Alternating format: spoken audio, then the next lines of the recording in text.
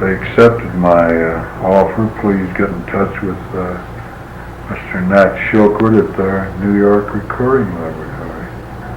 So I went in to see Nat, who was already a friend of mine, and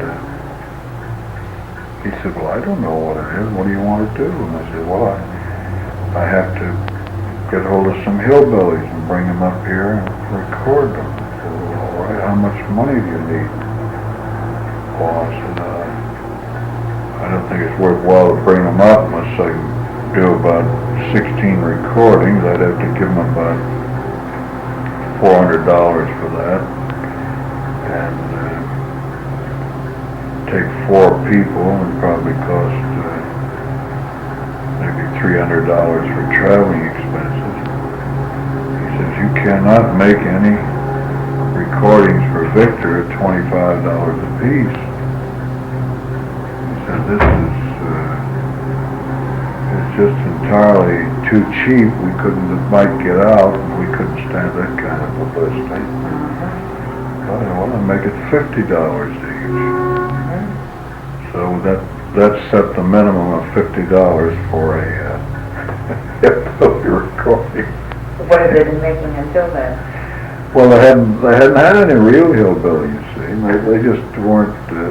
Victor, of course, was the company that had Melba and Caruso, and they paid out enormous sums to dance orchestras and all sorts of people who could sing.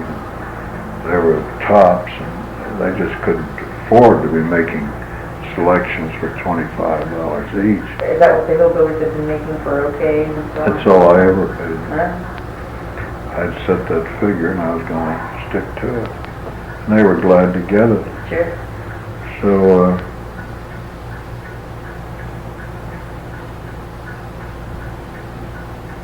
we got started this thing.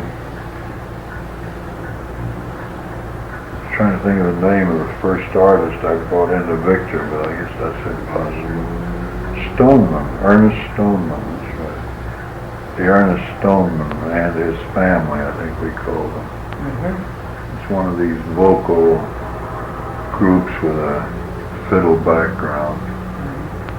Nothing terribly exciting, but of course, as soon as we put the record out, this was Victor, so we sold 60,000. Yeah. Okay. Sure. So I'd figured this all out. Just a year from that time, my royalty check was $250,000. That's for 3 months. Fair. So